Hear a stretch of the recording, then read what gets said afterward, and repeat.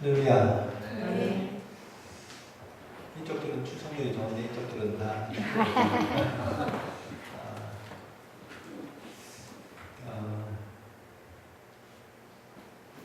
근데 좀 이렇게 갇혀있고 와야 되는데 제가 더워서 그냥 저는 남 눈치 안 보고 다니까 그냥 편하게 이렇게 좀 시원하게 하겠습니다. 오후 시간에 거의 전체적인 숲을 보고 또 이런 개론적인 걸 중론적인 얘기를 다 드렸는데 오후에 그 영상을 좀 이렇게 참고를 좀 하시면 좋겠고요. 그 우리 홈페이지가 있는데 그 하나는 IMN이 있어요. IMN이 있고 또 하나는 한사람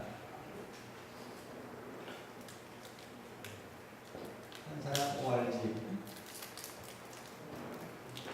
두 개가 있는데 이게 두 개가 포워딩이 돼서 카페로 들어가는데 이쪽에 들어가면은 이스라엘 사역 네트워크가 나오는데 여기는 회원으로 들어가가지고 등업을 해야 됩니다. 그 회원 등급이 학생 등급이 돼야지 그 영상 이스라엘 학교 영상을 볼 수 있어서 그렇고요. 한 사람은 비교적 보안이 좀 약하기 때문에 회원 가입만 하면은 그 유한계시록 강의 10강의가 볼 수 있도록 되어 있으니까 이쪽을 좀 들어가는 것도 괜찮습니다. 이미 가입한 분들도 계신데 여기 들어가시는 분들은 우리 고은경 간사님이나 박신재 우리 간사님한테 전화 주시면 회원 등급을 아마 올려줄 거예요.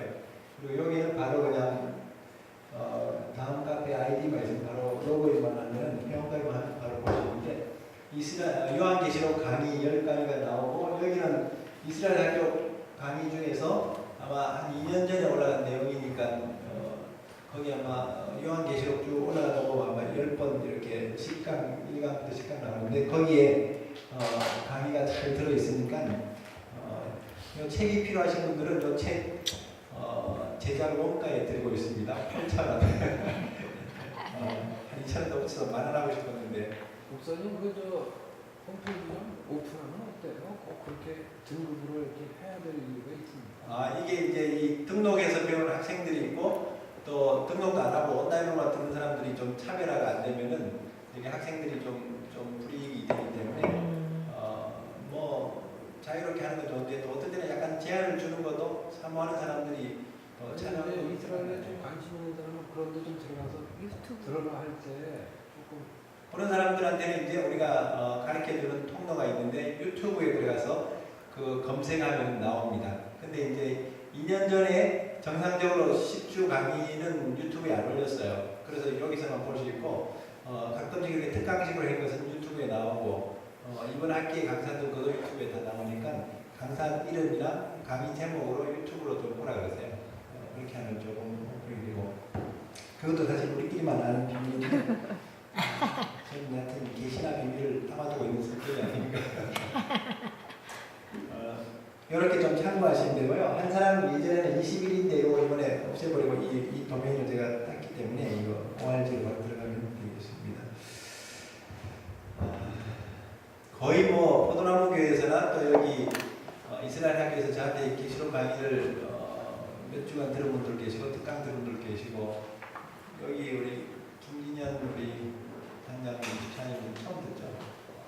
다른 데서 계시록 공부한 적 있으세요? 어릴 때 일찍이 준비되셨구나.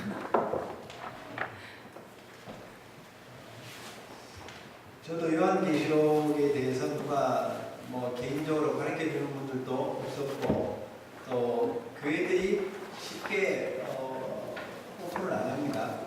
이 책의 예언의 말씀을 인봉하지 말라고 하셨는데 이상하게 인간들은 다 인봉을 해제했는데 교회들은 그대로 덮어놓고 인봉을 하고 안 가르치다 보니까 잘못 가르치다가 또 어려워질 수도 있고 종교개혁가로서 존경하는 그 믿음의 이 선배들이 켈빈이나 루터도 계시록을 풀지를 않고 이러다 보니까 겸손한 거가 아닌데 그냥 감히 어떻게 계시록을 이렇게 하느냐 그렇게 이제 감정도 없고 그러다 보니까 이제 오늘날 교회의 이 종말론이 정리가 안 되니까 한순간에는 구원파가 등장하면서 구원론을 뒤흔들더니 또 어느 순간에는 또 이제 뭐 당위 선교인이 뭐 신천진이 이런 이단들이 종말론을 가지고 온통 교회를 이렇게 뒤숭숭하게 만들고 있어요.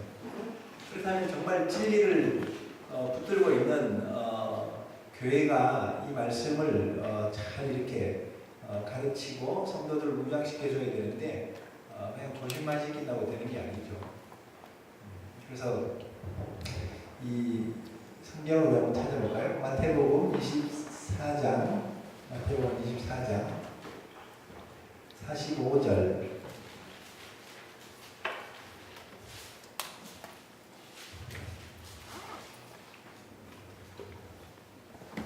자, 마태복음 24장 44절부터 저하고 한 절씩 한번 읽어봅시다. 44절부터 이러므로 너희도 준비하고 있으라. 생각지 않은 때에 인자가 오리라. 충성되고 주인은 종이 되어 주인에게 그 집사람을 맡아 때를 따라 양식을 나눠줄 자가 누구냐.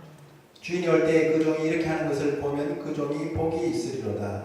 내가 진실로 너희에게 이르노니 주인이 그의 모든 소유를 그에게 맡기리라. 만일 그 악한 종이 마음에 생각하기를 주인이 더디오리라 하여 동료들을 때리며 술 친구들과 더불어 먹고 마시려면 생각지 않은 날을 알지 못하는 시각에 그의 종이 주인에게 이르러 어미를 때리고 의식하는 자가 받는 벌에 처하리니 거기서 슬피 울며 이를 갈리라. 네. 계시록 22장에 보면요. 논란들이 많이 돼서 제가 이 말씀을 굉장히 한번 쓴 적이 있는데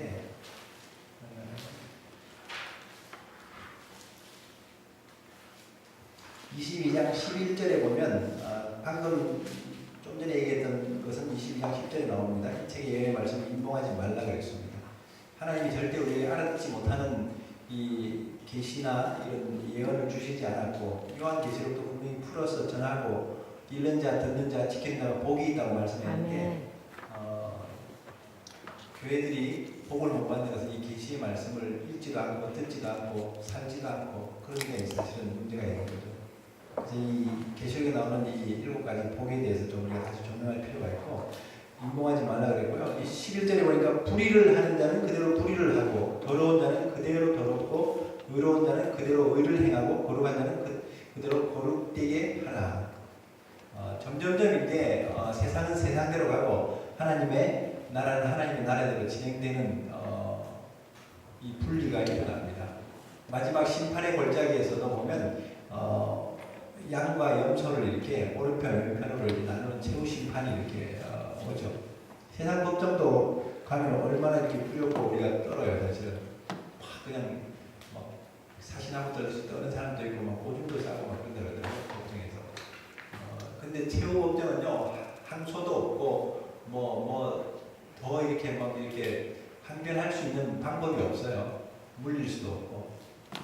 그러니까 우리가 지금 살아가는 모든 이 행위들, 또 우리 믿음의 모든 선택들, 이거 반드시 이제 셈하신 날이 오는 거고, 그 행위책과 생명책에 의해서 우리는 완전히 이제 하나님의 나라에 들어가느냐, 이 영원한 불못으로 지옥으로 가느냐.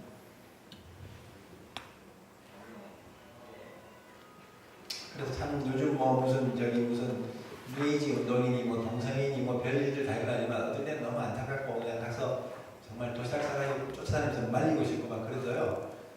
한편으로 생각하면요. 불의를 행하는 자는 불의를 행하는 거고 의로운 자는 의를 행하는 거고 더러운 자는 계속 더러워지고 거룩한 자는 거룩해진다고 성경이 말했기 때문에 저는 물론 주님이 다시 오실 때까지 우리가 복음을 전하고 끝까지 회개할 시간들을 우리가 가져야 되지만 하나님이 그대로 내버려 두셨고 사실은 좀 우리가 힘으로는 안 되기 때문에 이 겨울을 이렇게 온 땅과 모든 이 산야가 다 얼어붙었는데 이걸 뭐 우리가 뭐 난로를 틀고 무슨 뭐 한다고 이게 녹아지나요? 봄 기운이 불어야지 이게 온 계절이 바뀌어지는 것처럼 하나님의 기운이 생기가 불지 않으면은 절대 이 제약과 이 모든 이런 어떤 타락은 고쳐지기가 어렵습니다. 그러니까 저는 뭐 피켓 들고 같이 맞불 놓고 막 싸우는 것도 좋지만은 정말 하나님의 참된 그 부흥의 역사가 이제 일어나는데 그게 사실은 교회의 믿는 자들의 회개로부터 시작되는 것이고 회개하며 우리가 악한 길에서 떠나고 하나님의 얼굴을 구할 때에 하나님이 이 땅을 고쳐주신다고 말씀했기 때문에 자꾸 세상을 향해서 회개하라 빛의 자녀들처럼 세상을 향해서 얘기할 게 아니라 우리를 향해서 사실 들려줘야 될 그 말씀들이죠. 그러니까 아까 우리 얘기했던 마태복음 24장에 마지막 때는 종들도 두 길로 나눠져요. 충성되고 지혜로운 종이 있고 참 종이 있고 악하고 아주 그냥 약간 무슨 종이라고 그랬죠? 저기 종들을 막 괴롭히고 이런 종들이 나오는데 악한 종과 이런 충성된 종, 신실한 종과 악한 종으로 이렇게 나눠지죠. 이 본문이 이렇게 나오기 전에 그 24장 전반부의 배경은 예수님이 마지막 이 세상 끝에 일어날 징조들에 대해서 제자들의 질문에 대해서 답하시는 종말 설교입니다. 종말 강화를 말씀하고 있어요. 그러면서 첫 번째 비유가 지금 우리가 보고 있는 참종과 거짓된 종. 25장에 가면 또 세 비유가 연속해서 나오는데 열처녀 비유, 그 다음 달란트 비유, 최후 심판. 이게 전부 다 보면 마지막 때에 주의 종들과 성도들의 그 신앙 자세, 말세를 살아가는 성도들의 신앙 자세를 교훈해주고 있는 그런 비유들이라는 것을 우리가 알면 이 비유는 그냥 설교할 때나 전도할 때 써먹는 그런 비유가 아니에요. 사실은 지금 이 양식을 우리가 나눠줘야 돼. 사실은 똑같은 10명의 이런 처녀들, 10명의 신부들이 있는데 5은 혼인잔치에 들어가고 5은 참여하지 못하는 그런 일들이 그리고 우리 개혁개정 성경이 너무 좀 함정이 많은데 두 사람이 맷돌을 갈다가 한 사람은 데려가고 한 사람은 남아있고 또 밭을 갈다가 또 이렇게 한 사람은 남아있고 한 사람은 간다고 했잖아요. 그래서 우리 어릴 때 설교했는데 한 사람은 휴거되고 한 사람은 이런 환란에 들어간다고 이렇게 해서 하는데 원어로 이렇게 성경을 좀 보면요. 킹제임스 성경만 보더라도 그건 두 개 다 심판에 대한 말씀이에요. 그 마태복음 24장 부분에 나오는 내용이거든요. 그러니까 그 원어로 보면 데려가는 게 아니라 한 사람은 잡혀가고 한 사람은 버려둠을 당하고 이런 표현으로 나와 있어요. 그래서 야 이게 진짜인가? 그래서 유대인들이 그때 누구죠? 이스라엘 성서대학에서 어떤 노암 헨드릭 교수가 그때 여기도 한번 오셨는데 그분한테 그 신혜성 목사님이 질문하니까 진짜 그 본문이 그 심판에 대한 그런 기절이지 그게 한 사람은 휴거되고 한 사람은 여기 환란에 들어가는 그런 말씀이 아니다. 그게 우리나라 성경에 이런 함정이 참 많아요. 그럼 반드시 신약에서 그런 표현들이 나올 때는 구약에서 뭔가 힌트를 주는 평행 본문들이 있어요. 그게 제가 그래서 찾다 보니까 하나 나오긴 있는데 느헤미야 1장 3절 한번 가보죠. 느헤미야 1장 3절에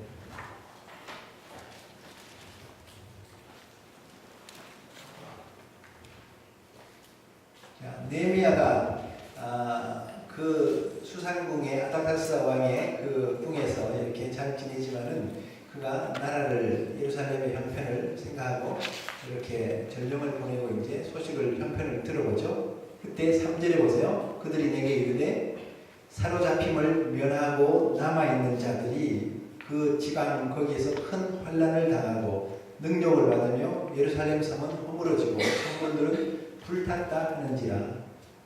그러니까 이스라엘의 예루살렘의 형편이 포로로 사로잡혀 가거나 남아있는 자들은 이렇게 능멸을 당하고 환난 가운데서 지금 이렇게 지내고 있는 이 모습들, 이게 이제 계시록의 심판의 구도라는 거예요. 사실은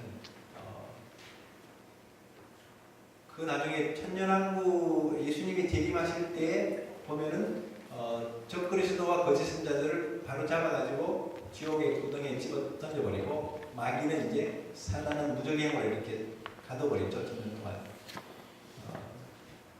요즘도 이렇게 보면요, 이 악한 흉악범들은 뭐 청송교도소로 가든지 어디 영등포로 가든지 먼저 잡아 넣어버리고 나중에 이제 조금씩 뭐 이런 경범죄들은 나중에 또 이제 처벌하는 것처럼 하나님이 심판하실 때도요, 이렇게 사로잡아 가는 그런 어떤 이런 죄인들이 있고 또 이렇게 이 환난을 통해서 이렇게 하나님이 또 이렇게 연단시키고 다루시는 그런 또 부류가 있는데.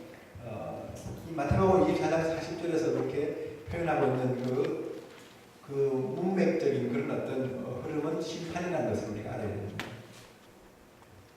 그래서 이 마지막 때는 사실은 이 말씀들을 가지고 자꾸 이렇게 성도들의 귀에 가려운 것을 이렇게 들려주듯이 그렇게 좋은 것을 설명해 줄 게 아니라 이 심판과 재앙에 대해서 정확하게 얘기해 줘요. 오늘날 이 한국에서 일어나고 있는 신사도 운동이 많이 비판을 받는 이유도 종말론이 약간 좀 성경적이지 않습니다. 사도 뭐 이런 임명 이런 것도 조금 바람직하지 않지만은 그 무천년적이고 후천년적인 그런 어떤 이상적인 부흥, 팬밀레니얼리즘이라 그래가지고 모든 영역에 하나님의 나라가 이루어지고 예수님이 온다 이런 개념의 이런 어떤 부흥 운동을 하고 있기 때문에 성경에서 말하고 있는 환난에 대해서나 이 예수님을 쫓아가면서 이렇게 14만 4천이 부르는 그 노래 그런 어떤 환난의 바다를 건너는 그런 신앙들 그런 메시지가 안 나와요. 그 모임들을 가보면 십자가도 환난도 이런 고난도 이런 신앙 안 가르치고 그냥 모든 영역을 정복해서 하나님의 나라를 만들고 주의 길을 예비하자 이런 메시지이기 때문에 그게 신사도 운동의 종말관이거든요. 그 정확하게 계시록을 보면요 분별이 돼요. 오늘날 주의 종들이 진짜 하나님으로부터 온 말씀을 전하는지 예레미야 28장에 나오는 예레미야의 메시지인지 아니면 하나냐처럼 이렇게 평안하다 괜찮다 저 예레미야의 저 심판과 저런 어떤 저주의 예언이 저게 잘못된 거다 막 이런 식으로 오히려 막 그렇게 뒤집어 씌울 수가 있어요. 그래서 지금 이 충성된 종과 이 악한 종에 대한 비유가 나오고 25장으로 넘어가면서 이 열처녀 비유를 통해서 깨어있는 처녀, 깨어있으라고 말하죠. 기름을 예비하라. 그래서 제가 예수님이 늘 기도를 하셨던 제가 그래서 우리 아이멘 기도 모임 이름을 겟세마네 기도라고 정하고 싶더라고. 겟세마네. 이 겟세마네라는 뜻이 기름 짜는 틀이라는 뜻인데요. 영어로는 올리브 프레스라 그러죠. 그러니까 이게 이스라엘에 가보신 분들 아니면 연자 맷돌까지 큰 동그란 맷돌도 있고 네모짜리 큰 강대상만한 이보다 더 큰 맷돌도 있는데 이것들이 위에서부터 기둥에서 내려와가지고 그 올리브 열매 있잖아요. 그거 이렇게 그걸 짓눌러가지고 그 진액을 짜내는 그 기름 짜는 그 틀 그게 겟세마네라는 뜻이에요. 그걸 더 강하게 프레스하고 누를수록 더 진한 기름이 나온대요. 올리브가. 그러니까 고난이 많을수록 그 기름이 준비되는 거예요. 저는 그래서 이 열처녀 비유에서 이건 뭐 주석에는 안 나오지만 내가 주석에는 나와요.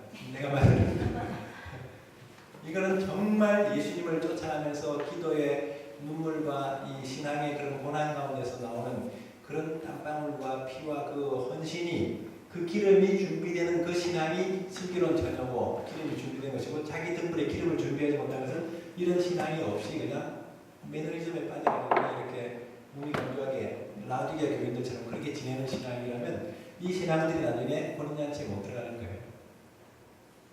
그래서 이 겟세마네 기도에 아무도 없더라고요. 그래서 뭐 아이멘 겟세마네 기도를 목요일에 할지 월요일에 할지 모르겠지만 이 기도를 좀 우리가 해야겠구나. 예수님이 늘 기도하셨던 그곳에서 땀과 눈물과 그 모든 이 육체를 계실 때 심한 통곡과 눈물을 쏟으셨던 그 현장 이런 현장이 우리에게 없다면 우리는 이 미련한 다섯 처녀로 가기가 쉽다는 겁니다. 그래서 이 열처녀 비유가 정말 작은 계시록이라고 부르는 마태복음 24장 바로 그 다음 장인 25장에서 등장하는 것은 의미가 있습니다. 앞으로 마지막 때에는 이 14장에 한번 가보세요. 오늘은 오후반, 저녁반 이렇게 막 섞여있기 때문에 저도 강의를 막 섞어서 이것저것 생각하도록 하겠습니다. 14장에 14만 4천 제가 너무너무 좋아하는 이 신앙입니다. 이들이 어린 양감이 시온산에 섰습니다. 14만 4천은 이기는 자들입니다. 왜냐하면 빌라델비아 교회와 서머나 교회가 이기는 자들의 복을 받을 때에 정확하게 그 어린 양과 아버지의 이름, 새 이름을 준다고 했는데 14만 4천의 신앙 14장 1절에 보니까 시온산에서는 14만 4천이 그 이마에 어린 양의 이름과 그 아버지의 이름이 쓴 것이 있다. 이거 빌라델비아 교회의 신앙이거든요. 이기는 자가 받는 그 계시록 2장에 나오는 빌라델비아 교회가 3장에 나오는 빌라델비아 교회가 이 신앙을 가졌죠. 이기는 신앙. 그리고 그들이 부르는 이 새 노래를 부르는데 땅에서 구속함을 얻은 14만 4천인밖에 능히 이 노래를 배울 적 없다 그랬습니다.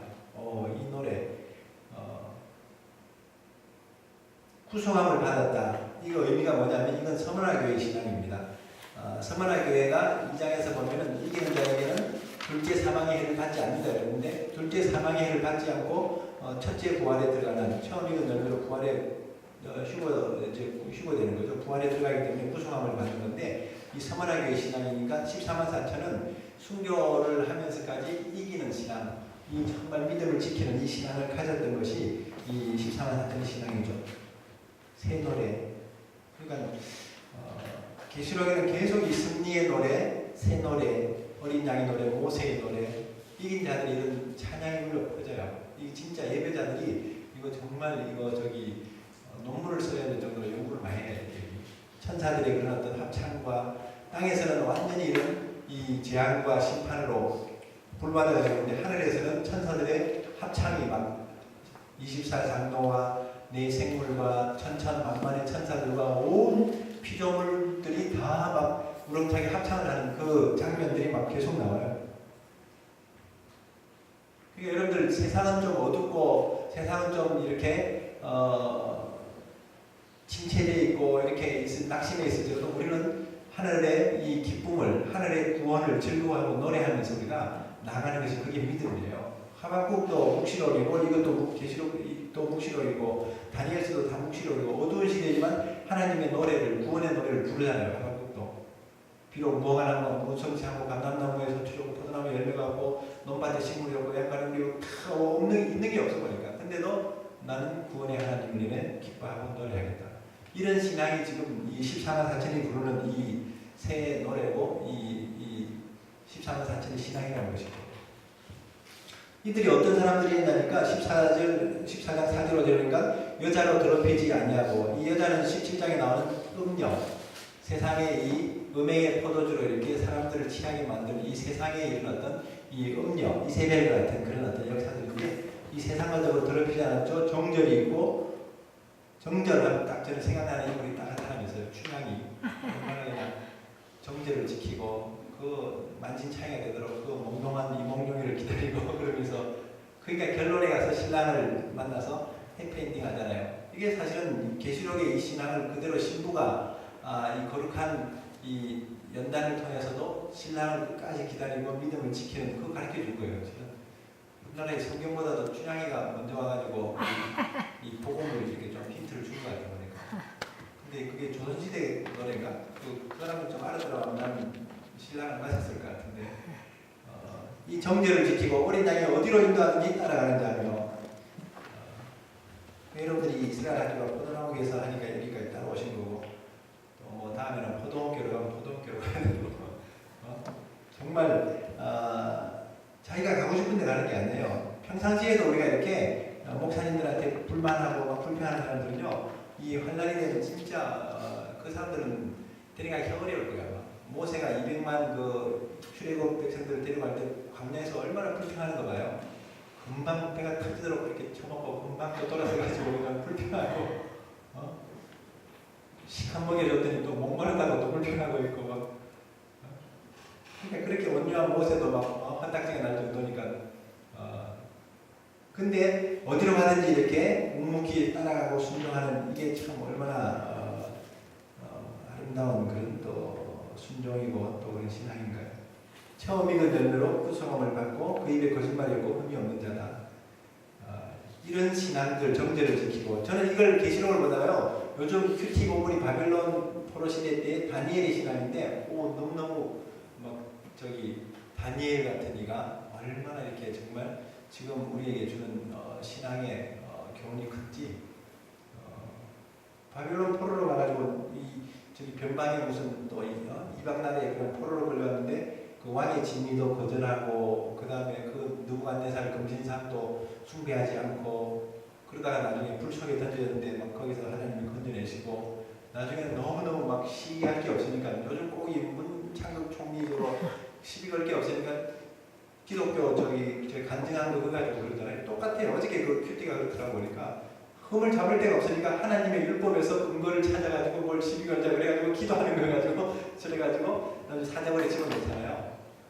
그 다리오 왕은 또 막 그냥 다니엘은 너무너무 좋은 사람이고 아까운 사람인데 어찌할 걸 몰라가지고 근데 막 간신들이 와가지고 막 쑥덕쑥덕거리니까 같이 쑥덕 먹다가 넘어가가지고 그냥 또 사자벌에 넣고 그래고 밤잠도 못 자고 또 새벽에 일어나서 대통령이랑 다 똑같잖아요. 지금 보면은 지도자가 돼가지고 분명하게 그냥 밀고 나가고 백성들이 끌려가는 게 지도자가 아니라 백성들이 이끌어가는 게 지도자인데 그런 것도 모르고 막 보면 근데도 다니엘은 그 시대에 세 제국 바벨론 제국 때 이 느부갓네살, 벨사살, 메데 제국 때 다리오, 저기 페르시아 제국,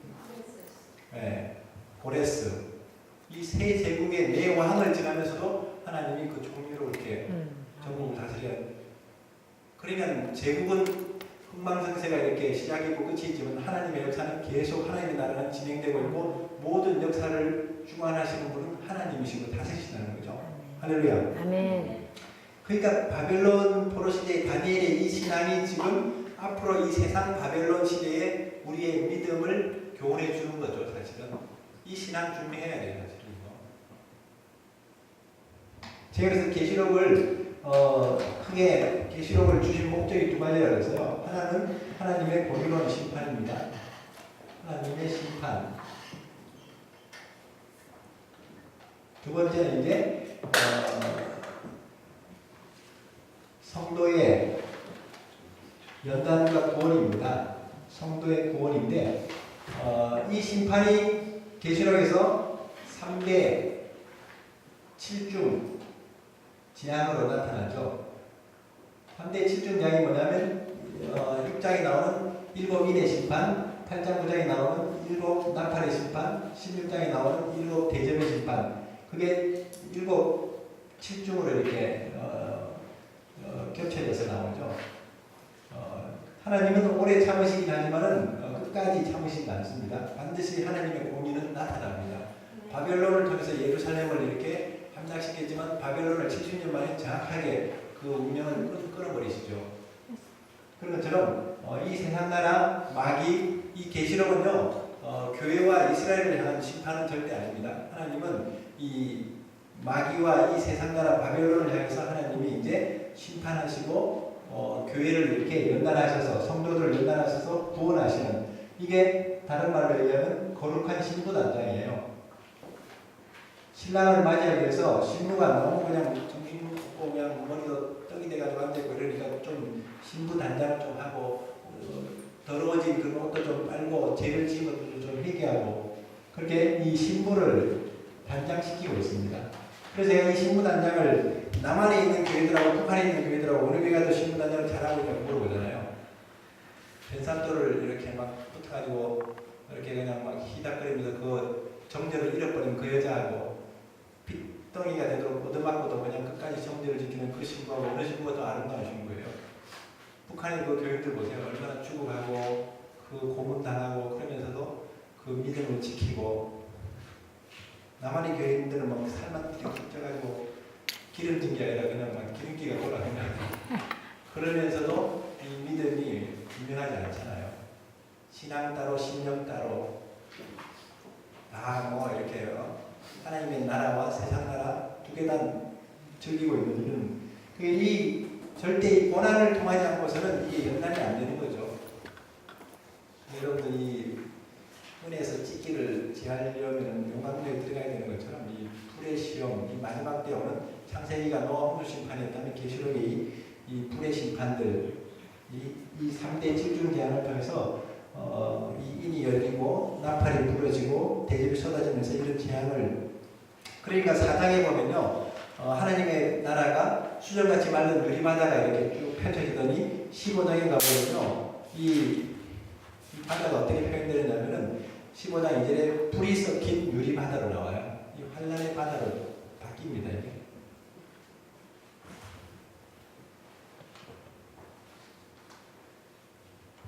그래서 지금 교회들은 이렇게 이기는 신앙, 이기는 이런 교회로서 우리가 이걸 배워야지 그냥 그냥 뭐 성장하는 교회, 무슨 뭐 건축하는 교회, 무슨 뭐 확장하고 뭐 이렇게 뭐 부흥하고 이런 차원이 아닙니다. 사실은 제가 분명히 반복하지만요. 노아 시대 때 인구가 지금 우리 시대의 인구보다 더 많다 그래요.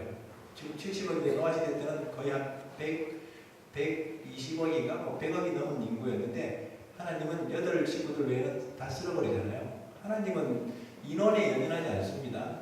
교인들의 숫자 때문에 하나님이 뭐 이렇게 뭐 미련을 가지고 그렇지는 않습니다. 하나님이 진노하시고 이 대접을 쏟아버리면요. 그 은혜를 입은 자들, 그 하나님의 말씀에 그 시간들을 잘 이렇게 따르는 자들 외에는 다 이제 하나님이 아낌없이 그냥 다 심판하실 수 있어요. 그러니까 우리가 지금 뭐 교인들 숫자 세고 있을 때가 아니라 진짜 이 신부가 단장되고 있는지 정말 이 신앙이 지금 환난이 와도 견딜 수 있는지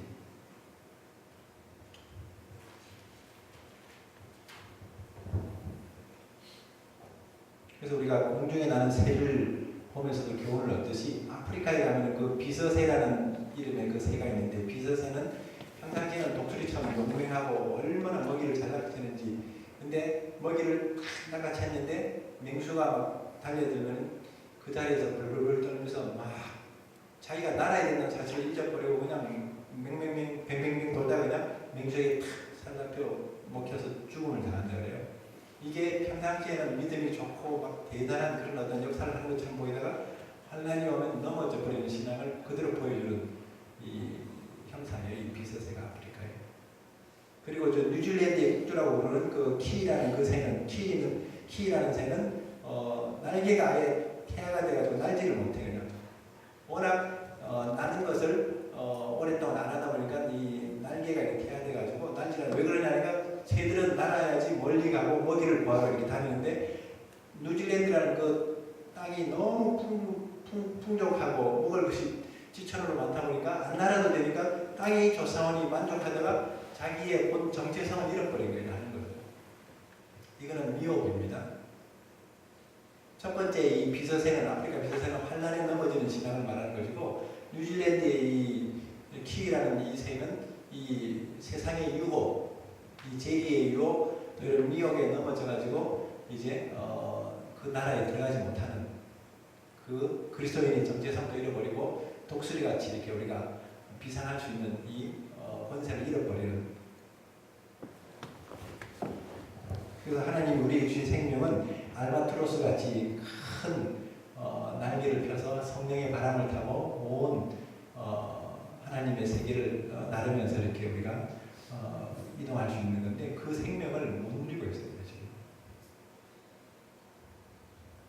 그래서 이런 어떤 이 신앙들을 경고하려고 마태복음 24장에 예수님이 종말 강화를 하시고 25장에서 그 종의 비유, 저기 열처녀 비유, 이 기름을 예비하라, 깨어있으라, 달란트 비유, 맡은 일에 충성하라. 한 달란트 맡았어도 그 충성이 되는데 뭐 목사 선교사들만 뭐 선교하고 전도하지 나는 뭐 사찰 집사님이고 나는 뭐 무슨 평신도니까 뭐 아무도 못하고 그게 아니다 이 말이죠. 그러니까 맡은 일에 충성하라는 것이죠. 어떨 때는 저도 그냥 가끔씩 어떤 목사님들이 지방에 이렇게 가면 저한테 목사님 목회 안 하세요? 이렇게 물어봐요.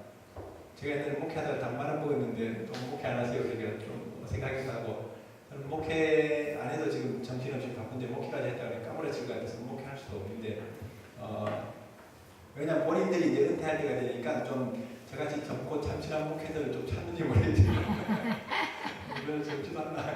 근데 왜냐하면 뭐 같은 교단이고 신학을 했다 그래도 믿을 만한 일은 뭐 이렇게 좀 그릇이 될 만한 사람이 별로 눈에 안 띄는데 우리처럼 그냥 이렇게 그냥 자유롭게 이 프리랜서 같이 돌아다니긴 아니고 좀 뭔가 생기가 있어 보이니까 좀 이렇게 관심이 있어 보이는지 모르겠지만 사실은 뭐 사람들이 알아주지 않고 이런 연합사역이라는 게 서로 그 한 사람 한 사람 비위 맞추는 게 쉽지가 않아요. 사실 보면은 요즘도 막 우리 카페나 밴드에 보면 막 별 사람들이 막 이런저런 얘기를 다 하지만 저야뭐 둘하니까 막 듣고 흘려버리는데 어떤 사람들은 예민하게 또 반응하고 막 그런데 그거 다 어떻게 나같이 맞출 수 있고 다 이렇게 어떻게 그걸 이렇게 할 수 있겠어요. 그래서 이제 사실은 목회할 수 있는 분들은 목회하시고 뭐 이렇게 또 전도할 수 있는 분들은 복음 전도자로 또 목사와 교사로 선지자로 사도로 하나님이 부르신 그 부르심과 사명대로 이렇게 하는 거지 뭐 다 목사고 뭐 다 무슨 뭐 이런 무슨 뭐 선지자고 이렇게 해버리면 안 되죠 사실은. 그래서는 하나님이 뭐 세워진 자리에서 저는 한 달한테 같지만 뭐 그냥 충성하는 거예요 그냥. 그러니까 또 하나님이 또 자꾸 이렇게 열어주시니까 너무 기쁘고 최근에도 아까 오해 좀 간증했었는데 내년에 지금 아울리치를 가야 되는데 여기 예약도 지금 간다 그러고 저 춘천도 갔더니 막 가자 그러고 저거 보고 날짜를 언제로 잡냐고 제가 무슨 날 잡는 사람인가 날을 잡으라 그러고 뭐 무슨 뭐 또 우리 뭐 IMS 학생들도 지금 뭐 하자 그러고 어떤 데서는 또 뭐 깨기도 성회를 또 가자 그러고 뭐 그러는데 그 한 번 가기가 쉽지가 않잖아요. 한 300만 원씩 들고 뭐 한번 갔다 오라면 그냥 한 6개월 동안 그냥 그뭐 카드로 갔다 온 사람은 그 빚 갚아야 되고 뭐 그러는데 근데 어저께 어떤 우주 선교사를 만났는데 내년이 우리나라도 해방 70주년이 되기 때문에 통일을 지금 바라보는 너무너무 중요한 그런 시기인데 또 내년이 2차 대전이 종전 70주년이면서 홀로코스트 70주년이에요. 홀로코스트 70주년이어서 이 지금 세계에서 기도하고 운동하고 있는 분들이 무슨 프로젝트를 준비하고 있냐면 글로벌 플레이어 콜 2015 이걸 준비하고 있어요. 그러니까 이게 완전 이 세계에 이런 기도 운동에 하나님이 부르시는 그 콜링 맞는 사람들을 이제 모아가지고 1월부터 내년 5월까지 5월 8일이 5월 14일인가 5월 8일이 또 무슨 뭐 독립 뭐 그것까지 해서 하여튼 그 기도 운동을 이렇게 대륙이나 나라별로 이렇게 모으는데 근데 내년 1월 27일이 그 유엔이 정한 홀로코스트 기념일인데 메모리얼 데이인데 아우슈비츠 폴란드 아우슈비츠에서 다 집결한대요. 각 기도하는 사람들이. 그런데 한국에서도 이렇게 오라는데 왠지 좀 땡기더라고요. 우리가 바로 예루살렘 들어갈 게 아니라 내년이 70주년이니까 폴란드의 아우슈비츠가 제일 처참한 유대인의 그 학살의 현장이었는데 거기서부터 주님의 눈물을 우리가 닦으면서 기도하면서 예루살렘으로 들어간다면 내년이 아마 그의 나라와 의를 구하면은 이 모든 것을 주신다고 했는데 저는 에스더같이 통일을 위해서 그렇게 막 부르짖어 기도하지 않지만 이스라엘을 위해서 주님 앞에서 이렇게 구하다 보면 통일도 덤으로 하나님이 또 주시지 않겠는가. 그래서 저는 그 코스가 지금 굉장히 마음에 와서 그림을 좀 다시 그리려고 그래요. 폴란드로 해서 아우슈비츠에서 저기 예루살렘으로 가도록 아니면 처음에는 그냥 이스라엘 갔다가 터키로 해서 빠져나올까 그런 생각도 했었는데 내년이 하나님이 준비하신 계획이기 때문에 굉장히 좋은 또 시간이 될 것 같아요. 좀 기대해 주시고 이렇게 하나님이 그냥 이렇게 달란트 한 달란트라도 그냥 붙들고 있어서 이렇게 인도하시는데 그거 그냥 버려버리면은 그나마 쓰임 받지도 못하고 여러분들 목회하거나 선교하다가 여러분들 다른 거 할 수 있는 게 있는 줄 아세요? 거의 보면요 뭐 돈 없다고 택시 운전 야간 택시 운전하는 사람들 내가 봤지만은 할 거 없어요. 목사님들 재능이라고는 운전 실력밖에 없어가지고 그런 거밖에 할 게 없어요 사실은. 그렇게 쓰임 받으러 우리가 지금 부르심 받는 게 아니잖아요. 그러니까 우리는 그냥 목회자로 부르심 받으면 목회자로서 하나님의 길을 가는 거고 또 이런 하나님이 또 이렇게 이런 연합 사역하겠으면 하게 하고. 그래서 이 달란트에 비해서 우리는 절대 우리의 자리를 불편하지 말고 하나님이 주신 은사와 사명대로 충성하는 그 의미가 그 달란트 비유고요. 마지막 최후 심판, 심판의 골짜기 그 나중에 이 양과 염소를 이렇게 오른편 왼편으로 이제 구별하는 그때가 올 텐데 보통 보면은 전혀 반응이 달라요. 자기가 주님을 위해서 충성했고 막 무슨 일을 했다고 하는데 너는 왼편이야 왼편. 주여 주여 한다고 다 천국에 들어가는 게 아니라 나는 너를 도무지 모른다. 자기 공로를 내세우면서 하면 이게 체크가 안 되는 거예요. 근데 진짜 주님을 위해서 섬긴 사람들은 그 주장하지도 않아요. 우리가 언제 주님을 먹였고 주님을 언제 뵙습니까? 그러니 지극히 작은 자에게 한 것이 내게 한 것이다. 그 지극히 작은 자, 어떤 분들은 너무 이스라엘에 충만하니까 지극히 작은 자, 그 수요가 작은 민족 이스라엘이다. 그렇게 고맙지만 우리도 이스라엘 그 지극히 자기가 돌아보고 있습니다. 이번에 제레미 스미스 여기 왔던 분은 얼마나 막 힘을 얻고 하는지 막 이 배지를 하나 줬더니 그거 막 붙이고 다니면서 우리도 자기들 아이맨 회원이라면서 막 아주 그냥 자기 목자의 마음 그 단체 아이맨에 들어오겠다고 그러더라고. 그래서 하여튼 들어오면 한 달에 3만 원씩 내야 되는데 세게로 내야 되는데 그 작기 작은 그 얼마나 영국에서 건너가가지고 10년 전에 다시 영국으로 돌아가고 싶을 정도로 마음이 너무 막 생활도 힘들고 자녀도 또 적게는 나이서 중에 나는데 얼마나 힘들어. 그러니까 돌아가고 싶고 막 그런데 또 막 그 상처받은 유대인들을 또 이렇게 구제하고 치료하는 게 쉽지가 않거든요. 근데 한국에 오니까 자기들을 위해서 기도해주는 이 교회가 있고 그러니까 그 예레미야서 어디 보면은 이렇게 어부들이 이렇게 뭐 자기들 이렇게 그 크리스찬들이 어부들이라고 이렇게 표현했는데 그런 일들을 보면서 많이 힘을 얻고 가니까 오히려 너무 우리도 막 마음이 흐뭇해지고 좋더라고요. 이러면서 얘기해버리면 나중에 예수님이 카운트를 안 하겠지만 안타구나 이러는데 그러니까 이 지극히 작은 자에게 한 것이 내게 한 것이라는 그 마음 이게 우리 자녀일 수도 있어요. 자녀가 우리가 뒷전이 아니라 자녀가 우리의 첫 번째 또 양육의 대상이고 제자일 수도 있고 뭐 우리 하고 있는 이 사역들 이스라엘 학교일 수도 있고 뭐 이런 우리가 맡은 일들이죠 사실은. 그래서 이런 이 주님을 섬긴 그대로 나중에 우리를 이렇게 다스리게 하시고 이런 복을 주시는 걸 이렇게 보면서 그 24장의 종말장 이후에 25장에 나오는 이 마지막 때 성도의 신앙 자세가 너무너무 중요하고 또 하나 조금 제가 이제 이 본문을 소개하면은 요한계시록을 이렇게 펼 때 요한계시록 바로 앞에 나오는 본문이 유다서예요. 유다서가 1장으로 되어 있는데 요한계시록을 여는 문과 같은 본문이에요. 유다서의 별명은 교회를 일깨우는 불의 십자가, 모페시라는 신학자가 교회를 일깨우는 불의 십자가라고 해요. 왜냐하면 유다서가 이 마지막 때에 교회가 배도할 것을 예고하고 있기 때문에 거짓 교사들 교회 안에서 일어납니다. 거짓 선지자들 다 일어나요. 요즘도 뭐 저한테 막 질문해요. 어떤 목사님은 뭐 베리칩이 너무 그거 이거 저거 하니까 저기 이제 그거 666이다. 그거 완전히 이제 주의해야 얘기하고 어떤 분들은 뭐 터무니없는 소리 하지 말아라. 뭐 그러면서 막 너무 그런데 이렇게 하지 말고 그냥 이렇게 하라. 뭐 이런 얘기하면서 뭐가 맞냐고 이제 이렇게 얘기하는데 제가 둘 중에 하나라고 해버리면 나중에 이제 저도 똑같은 그걸 이제 할 수 있는데 중요한 거는 주의해야 되는 거예요. 우리가 들고 있는 이 스마트폰이 언제 어떤 그 기사에 보니까 인류 역사 가운데서 장세 이래로 인류 역사 가운데 인간과 가장 친밀한 그런 물건이 스마트폰이래요. 가장 친화적이고 아주 이렇게 사람들을 이렇게 여기에 빠지게 만드는 게 이 스마트폰이에요. 그러니까 요즘 저기 더울 땐 이제 이 남편은 그냥 뒷방에 자라고 이제 처방을 들어도 스마트폰은 이게 자기 머리맡에 갖다 놓자고 남편보다 더 친한 거야. 그리고 이거 교회당에 혹시 놓고 가면은 바로 그 다음 날에 오는 게 아니라 그날 저녁에 와서 찾아가고 그러죠. 성경책은 그 다음 주일에 와서 찾아가고 이게 성경보다도 더 귀한 물건이 돼버렸어요.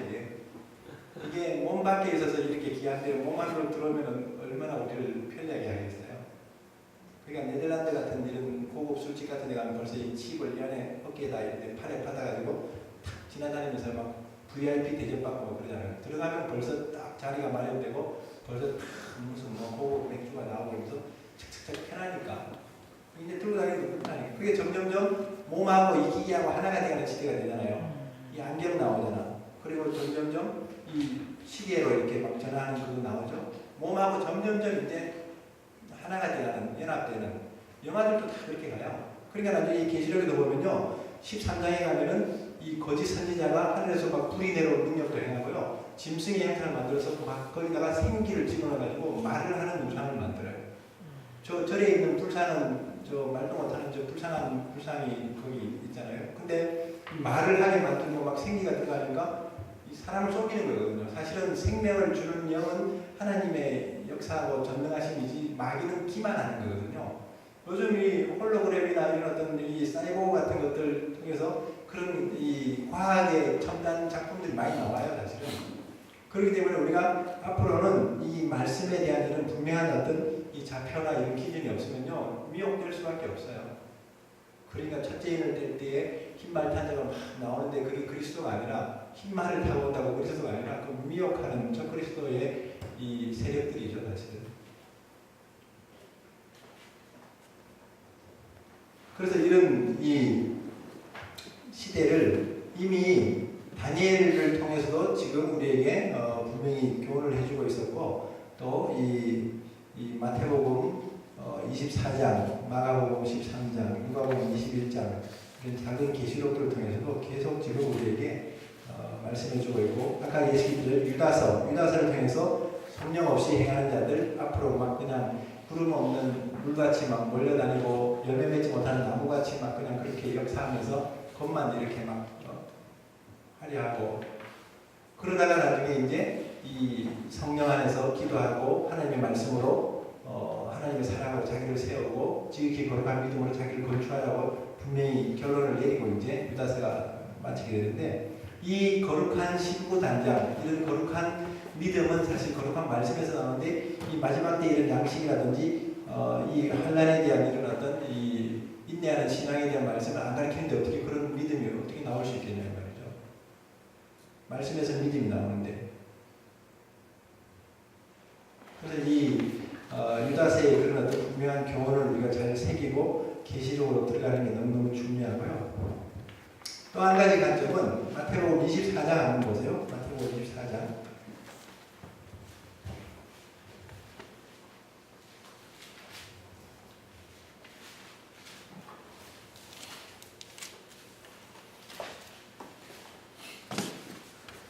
(32절부터) (35절) 우리 김민아 전사님이 한번 읽어주세요. 무화과나무의 비유를 배우라. 그 가지가 연하여지고 잎사귀를 내면 여름이 가까운 줄을 아나니 이와 같이 너희도 이 모든 일을 보거든 인자가 가까이 곧 눈앞에 있는 줄 알라. 내가 진실로 너희에게 말하노니 이 세대가 지나가기 전에 이 일이 다 이루리라. 천지는 없어지겠으나 내 말은 없어지지 아니하리라. 아멘. 천지 처음 하늘 처음 땅 지금 우리가 살고 있는 하늘과 땅 없어집니다. 분명히 베드로후서 3장에서도 이 하늘이 다 녹아지고 여섯째 인이 열릴 때에도 하늘이 두루마리가 말리는 것처럼 불이 종이가 불에 탈 때 이렇게 막 말려서 이렇게 없어지는 것처럼 하늘이 없어지고 땅이 이제 이렇게 걷어지는 이런 역사들이 이제 분명히 일어납니다. 이 천지가 없어지지만 하나님의 말씀이 없어지지 않는 것은 계시록에 분명히 하나님이 요한에게 주신 그 묵시와 그 예언대로 그대로 하나님이 심판하시고 또 구원하시고 하나님의 나라를 이 땅에 천년왕국을 세우시고 새하늘과 새 땅을 여신다는 것을 그 믿는 것이죠. 근데 오늘날 이 계시록을 잘못 해석하는 사람들이 있어요. 과거사적으로 해석하는 사람들. 로마 시대 때 그 유대교회와 로마의 싸움, 교회와 로마의 그런 어떤 싸움에서 그냥 승리하는 그런 정도로 로마의 핍박 시대의 그 역사적인 그런 해석으로 끝내는 분들, 과거사적으로 해석하는 게 있고 또 하나는 사도요한 이후에 지금 2000년, 지금 교회 시대 때까지 흘러온 시대에 이 계시록의 이 심판들이 이루어져 왔다고 이렇게 적용하는. 예를 들면 흰 말탄자 로마 캐톨릭이다. 로마 교황이다. 진짜 흰옷 입고 만나면요. 흰 말만 안 탄 스프리죠. 보면 다 이렇게 막 치렁치렁 다주색 옷을 입고 똑같아요. 보면.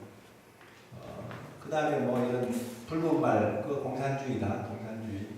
공산주의로 말미암아 많은 전쟁과 이런 어떤 사력이 일어나고 검은 말, 경제공황 기근이었다. 그 다음에 청황색 말, 그거 이슬람이다. 이슬람이 이 녹색 깃발이래요. 이슬람이. 저는 이슬람하고 안 친하게 잘 모르겠는데 이슬람이 청황색, 녹색 계통의 그 깃발들 흔들고 다니면서 막 기독교인들 막 사륙하고 십자군 전쟁도 마찬가지지만은 그 이슬람이 이 팔레스타인을 막 지배할 때 얼마나 그냥 아주 오스만 터키 제국이 또 지배할 때도 그렇고 얼마나 이 유대인들 그때 다 나무가 없어져 버렸대. 그냥 저 이스라엘 나라의 나무들이 그냥 나무에다가 세금을 매기니까 집 앞이나 그 동네에 나무가 있으면 세금을 많이 내야 되니까 남을 억지로라도 막 눈물을 보고 빼버려야 되는 거야. 그러면서 막 그 전국에 이스라엘 전역에 나무가 1000그루도 안 될 정도로 다 없어져 버린 게 그 터키 오스만 투르크 제국이 지배한 그 400년인가요? 그 시절에 그렇게 황폐화됐거든요. 완전히 그냥 아주 그냥 그 사악한 그래서 그런 일들이 근데 하나님이 이 이스라엘 무화과 나무에 대해서 말씀하시면서 이스라엘을 주목하라 그랬습니다.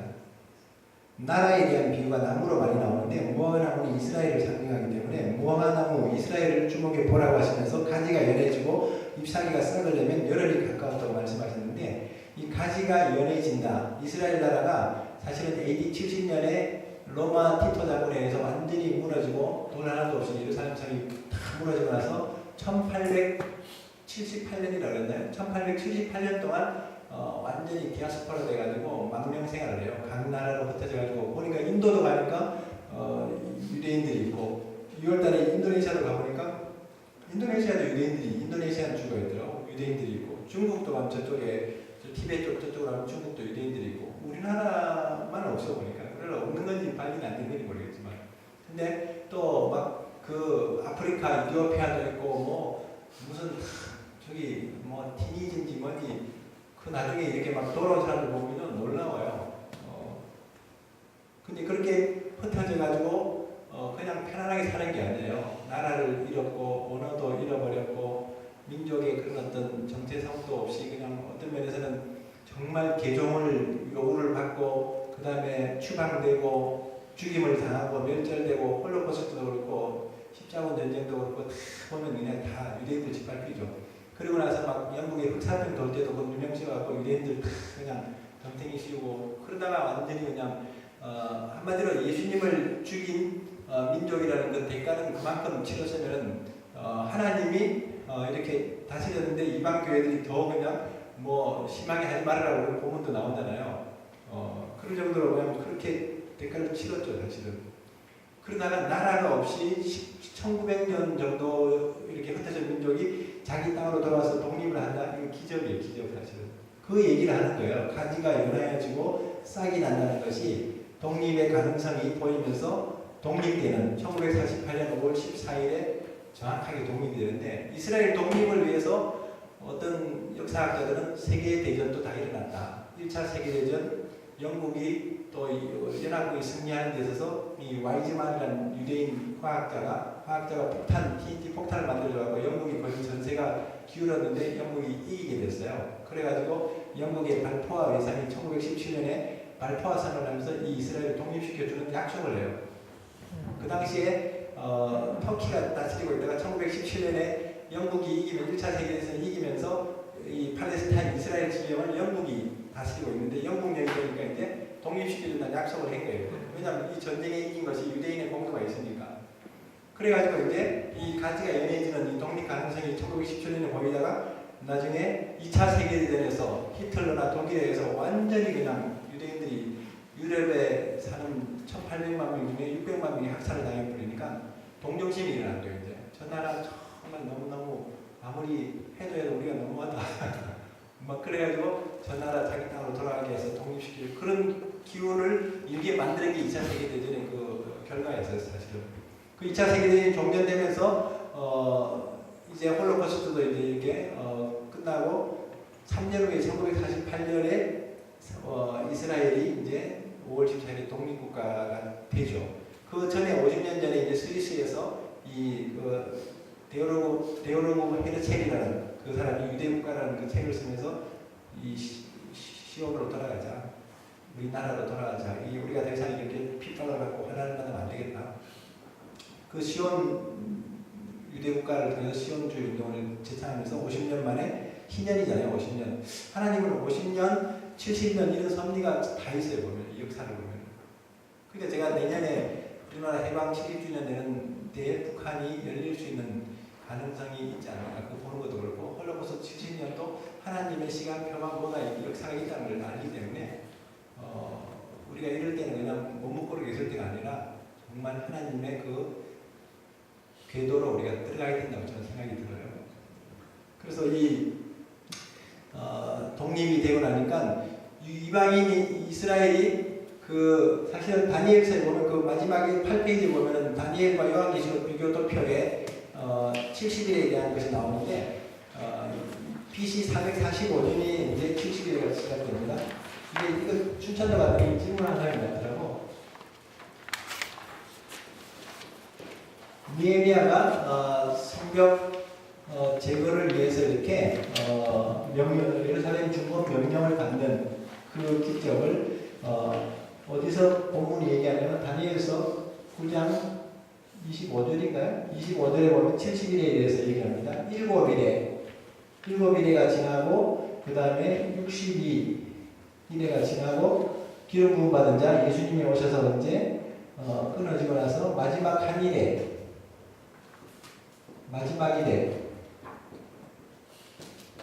이게 마지막 7년 대환란인데 계시록에 나오는 7년 대환란이죠. 7일에 49년입니다. 유대인들은 히브리적인 사고로는 7일에는 7일이거든요 원래. 근데 7이 이렇게 겹쳐질 때는 이걸 일수로 계산하지 않고 7년으로 계산해요. 그래서 77이 49년 만에 성벽이 재건되고 그 다음에 62일에가 지나기 때문에 여기서 또 곱하기 7 그럼 아마 434년이 나오는지 그렇게 나올 거예요. 그래서 다 합쳐가지고 483년 그러니까 BC 445년에서 483년이 지나면 정확하게 예수님이 오셔가지고 BC 32년 니산월에 예수님이 6월절에 죽임을 당하는 그 해하고 일치가 돼요. 이게 69일에 이렇게 기름 부음받아 끓인다고 다니엘서에서 말씀하고 있는데 그러면 한 일에만 지나면은 여기가 이제 밀레니엄 천년왕국이 이루어져야 되는데 이 천년왕국이 들어갈 수 있었는데 유대인들이 메시아를 영접치 않고 넘어져 버리죠. 그래서 교회 시대 기독교 2,000년 교회 시대가 여기서 열립니다. 이방인들 구원의 시대가 열리고 유대인들은 2000년 동안 고난의 시대 유대민족의 비극적 역사가 이제 진행되는 2000년이라는 이 텀이 생기면서 마지막 한 일회가 유보가 돼가지고 이 계시록의 7년 환란이라는 그 텀으로 넘어오죠 사실은. 그래야지 7년이 지나고 천년왕국이 이루어지고 여기서 이제 7년 환란의 마지막에 예수님이 재림하시고 이 땅이 이제 여기 마귀가 무정행에 들어가고 그 다음에 쭉 백보자 심판 세상과 사탄이 연결되죠. 이게 이제 70일에 대한 그런 대략적인 것인데 그게 마지막 페이지에 그 도표가 그 얘기를 하고 있어요. 역사적인 해석을 하는 사람들은 벌써 첫째부터 몇째까지는 공산주의 이슬람으로 해서 진행된 역사적인 해석이 그렇게 하는 건데 저는 70일의 섭리와 성경을 통합적으로 해석하다 보면 마지막 한 일회의 환란이기 때문에 아직 계시는 열렸지만은 이 사건들은 아직 남은 마지막 7년의 환란에 일어날 일들이기 때문에 아직 진행은 안 됐다고 보는 거죠. 물론 이 적그리스도나 이런 어떤 마지막 7년 환란의 이런 통치 시대를 볼 때는 무슨 공산주의나 무슨 이슬람이나 히틀러 같은 이 나치나 이런 게 다 통합된 것만큼이나 더 강력한 이 통치자로서 저 마귀의 영이 임해가지고 이 세상을 이렇게 하나의 어떤 이 세계 정부를 구성해가지고 이렇게 통치할 수 있는 그런 시대가 오는데 그건 예표지 그 자체가 하나님의 그 시간표는 아닌데 그걸 이렇게 지금 적용을 이렇게 하는 것인데 저는 하나님의 이런 어떤 이 타임테이블이 분명히 마지막 한 일회의 환란으로 저는 보기 때문에 미래적인 해석으로 보는 겁니다.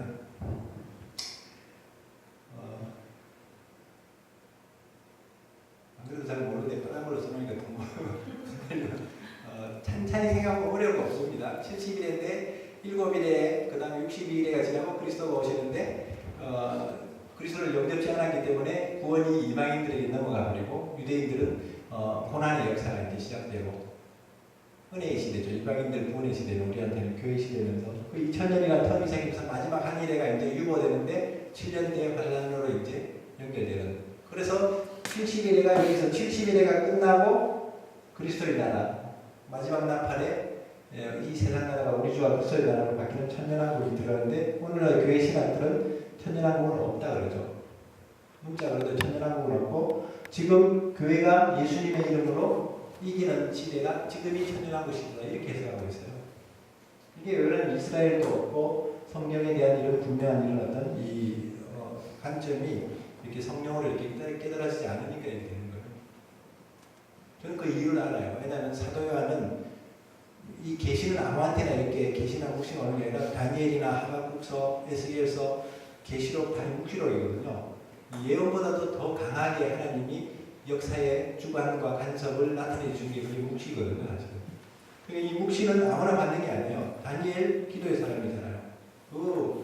저기 왕이 조서에 낙인이 찍힌 거 알고도 하루에 3번씩 기도하고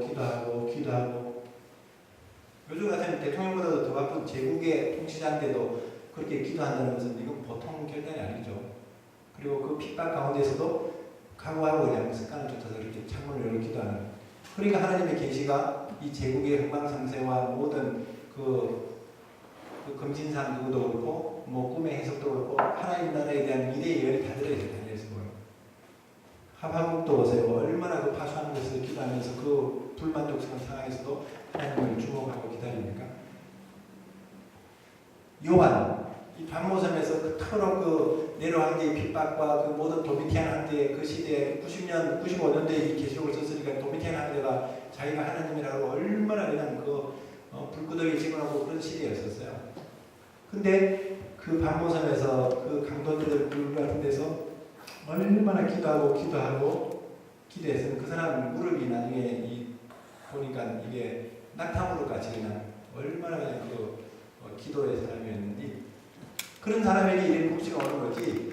오늘날 신학자들이 앉아서 책만 보고 막 무슨 칼빈 주석 무슨 주석 그러고 앉아가고 이 계시록을 해석하게 되냐고 이게 환상과 계시를 못 보고 그냥 이 신학에만 이렇게 막 젖어가지고 이게 있으니까 똑같이 이게 감이 안 그러니까 이게 천연하고 해석이 안 되니까 없다 그런 거예요.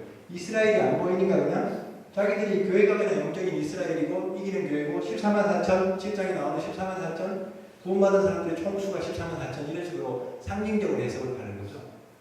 분명히 그냥 성경에 그 요셉 지파 무슨 레이 지파 12,000명씩 12지파 14만 4천 나와 있으면 그냥 그대로 우리는 신학이 없으니까 믿어지는 것 같아요.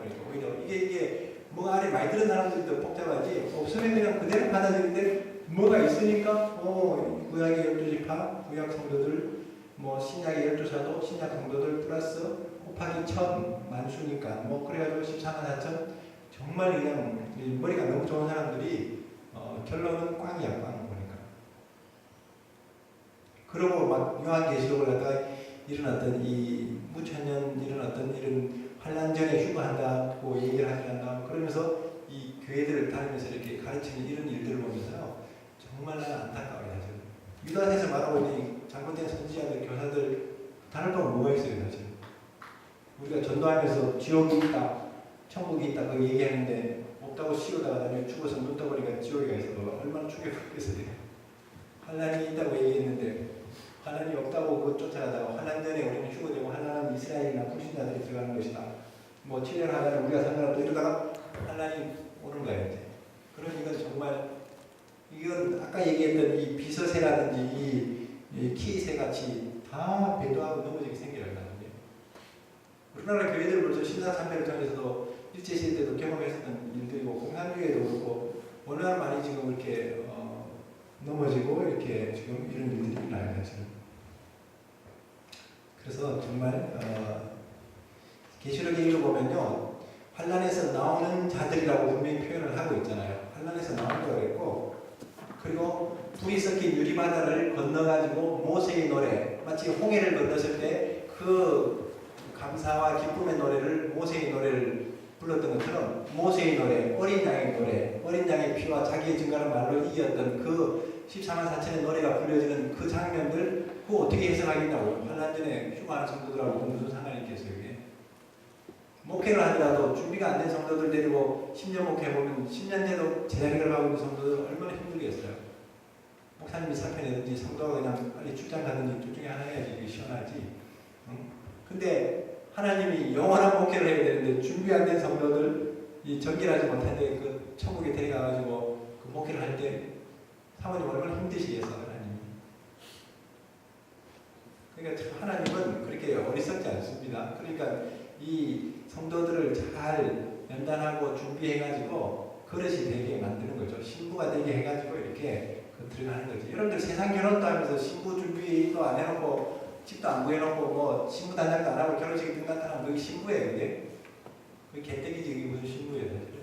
그러니까 그런 세상에서도 그런 원리를 알면서 하나님의 나라의 신부로서 얼마나 준비하고 그걸 각오를 하고 있냐 이 말이죠. 사실은 그 대가를 얼마나 치르냐 이거지 사실은. 그래서 이런 부분들을 정말 우리가 정직하게 하나님 앞에서 한번 좀 자문자답을 해봐야 돼요. 내가 정말 하나님 앞에서 정말 그렇게 두렵고 떨림으로 구원을 이루고 있는지. 근데 이스라엘이 이렇게 넘어지면서 우리 이방인의 구원에 이런 은혜가 임했는데 놀랍게 이스라엘이 나중에 1948년에 1878년 동안 돌아다니면서 고생하고 죽어가던 백성들이 자기 땅으로 모이는데 처음에는 1948년에 한 30-40만 명 모였는데 요즘 이스라엘 가보면요. 유대인들만 650만이고 아랍인들이 한 120만, 한 800만 돼요. 이제 거의 인구가. 그렇게 그리고 예수님 믿는 사람이 한 20-30명도 안 됐는데 지금 2만 명이 넘고 교회가 200개가 넘어요. 교회가. 이렇게 막 하나님이 지금 회복하고 계시고 그때 우리 제레미 목사님 부인 아기벤 자들 예레미야서의 아기벤 자들 눈먼 자들 절뚝발이들 돌아다니는데 진짜 비행기 타고 내릴 때 보면 배부르고 막 절뚝발이 막 이렇게 흑인들 막 돌아와요. 보면은 매일 테라비브 공항에 벤구리온 공항에 가면은 꽃다발 들고 알리하는 사람들 환영이 매일 있대요. 매일 그냥 그건 인구가 그냥 태어나면서도 유대인들 얼마나 좀 많이 나 태어나면서도 늘어나고 비행기 타고 외국에서 막 오는 사람도 그렇게 많고 알리하고. 그러니까 이 나라가 이제 복을 받으니까요. 이 누가복음 21장에 가니까 이 본문이 마태복음 24장에 나오는 이 본문이 누가복음 21장 29절에 가니까 무화과나무를 보라 그러더니 모든 나무를 보라. 무슨 얘기냐면 이스라엘 나라를 보면서 세상 나라를 보라는 거예요. 그 이스라엘 나라가 1948년에 독립하고 나니까요. 세상 나라들이 120개국이 넘는 나라들이 1948년 5월 18일 이후에 독립했어요. 우리나라 1948년 8월 15일이잖아요. 해방. 인도, 필리핀 전부 다 가면요. 저 인도네시아 다 이 1948년 이후에 독립한 나라들. 나라가 없었는데 지금 240개국이 되는 것이 이전에는 뭐 100개국도 채 안 넘는 나라가 1948년 이후에 이 복을 받아버렸어요. 아멘. 그러니까 이게 이 로마서 10장에 말한 대로 이들이 넘어져도 우리가 이렇게 은혜가 되는데 이들이 돌아오게 되면 얼마나 더 말할 수 없는 충만함을 얻느냐. 그게 정말 사실은 좀 기도가 필요해요. 사실은. 그게 사단이 이걸 아니까요. 이스라엘을 얼마나 그거 하고 교회들도 지금 이 대체 신학을 가지고 이 이스라엘이 아니라 영적인 이스라엘을 이렇게 막 하고 이런 것들이 지금 다 가려져 있어 지금 보면은.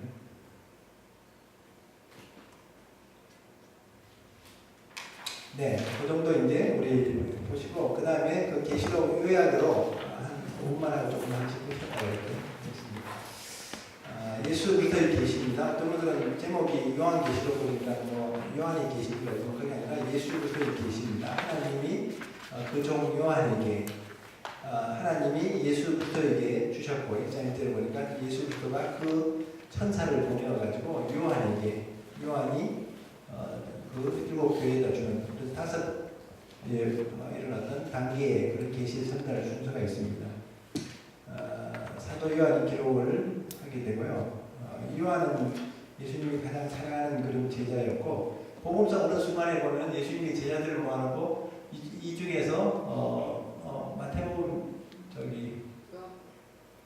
요한복음 21장에 그 디베라 바다에서 베드로에게 얘기하다가 이 중에서 하나님 나라가 임하는 것을 볼 자들이 있다 그랬는데 이거 요한을 한 얘기예요. 그러니까 예수님이 다시 오시는 거나 오는 거 그 제자들이 무슨 1000년 2000년 사는 제자들 아닌데 이런 계시를 통해서 예수님의 임하는 것을 보게 된다는 걸 제가 계시록을 나오고 나니까요. 성경 해석이 난해한 구절들이 풀리더라고요. 그러니까 선지서도 그렇고 그러니까 이 95년경에 이렇게 내로왕조 핍박 이후에 박모섬에서 이렇게 쓰는데 확실히 하나님의 나라의 이 언약이나 이런 어떤 이런 소망의 이런 말씀들이 환란 가운데 있을 때 와요.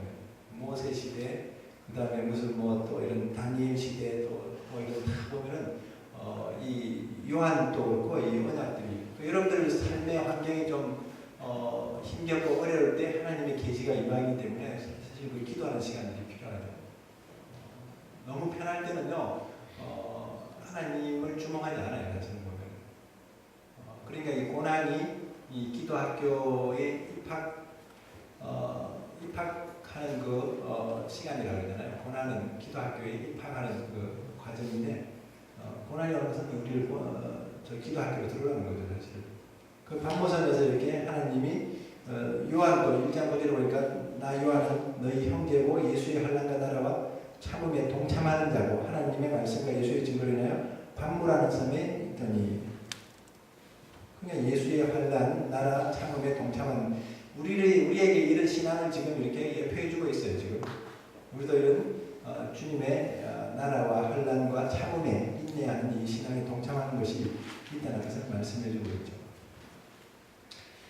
1장 19절에 보면은 너의 본 것과 지금 있는 일과 장차될 일을 기록하라 이렇게 말씀하시면서 그 9번에 본 박스가 계시록을 크게 3등분 한다고 했습니다. 과거, 현대, 미래로 나눠지는데 반모선의 환상 1장 과거입니다. 또 소아시아 7교회들, 현재 있는 일들 7교회들 4장부터는 이제 장차될 일이라고 이렇게 나눌 수 있죠. 7년 뒤에 환난 중에 있는 세 가지 심판, 천년왕국, 그 다음에 새하늘과 새 땅, 새 예루살렘 이렇게 계시록 이렇게 크게 나눠지고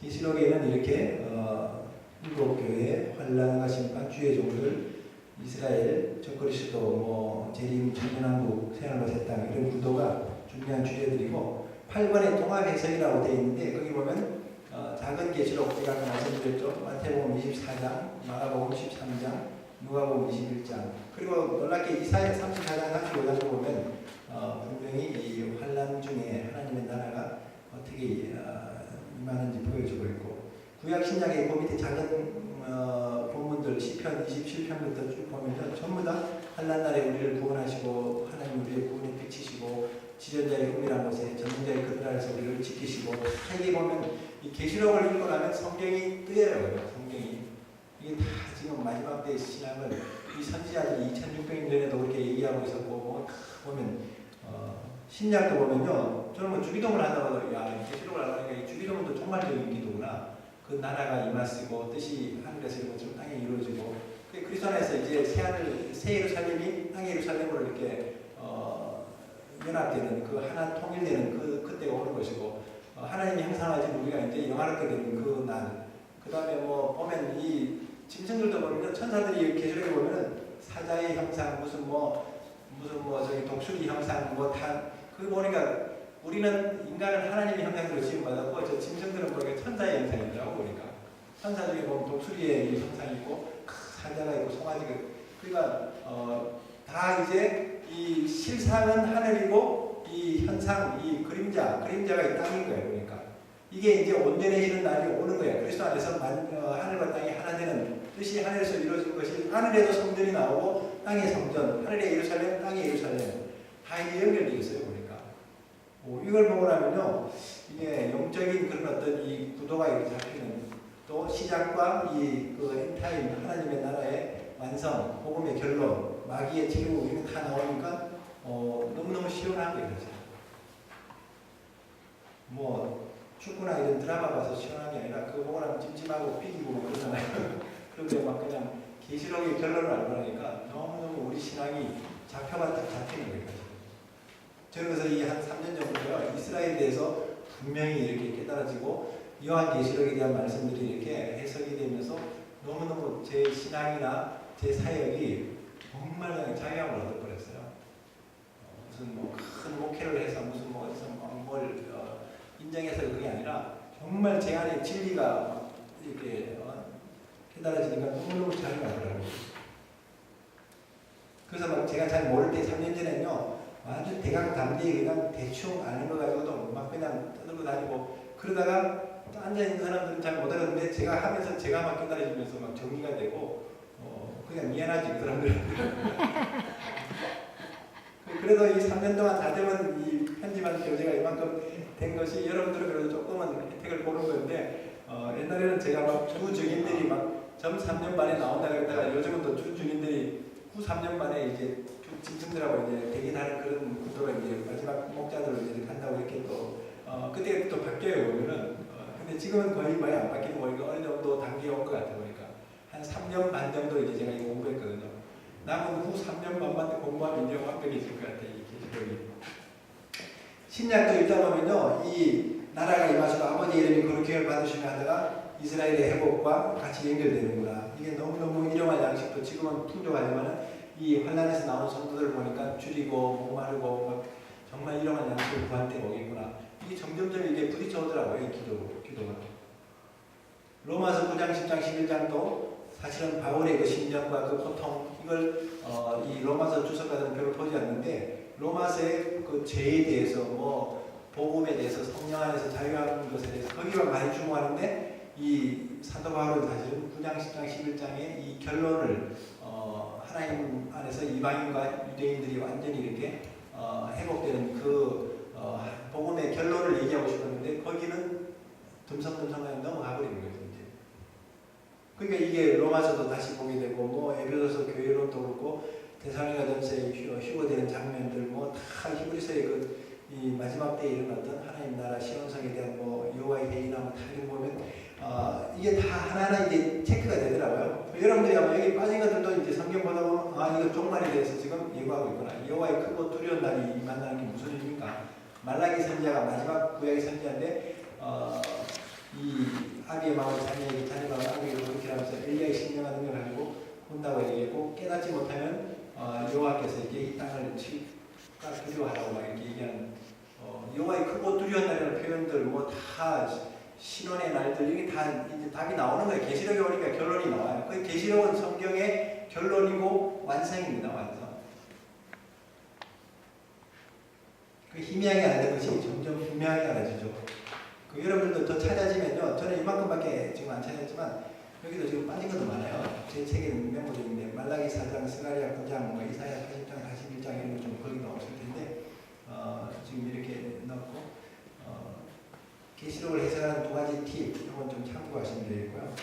자, 그럼 우리 한 7, 8분 쉬고 9시 5분에 조금 더 이제 전체 장별 이번에는 그걸 좀 할게요. 장별 좀 이렇게 요약을 좀 하도록 그렇게 하겠습니다. 장별로.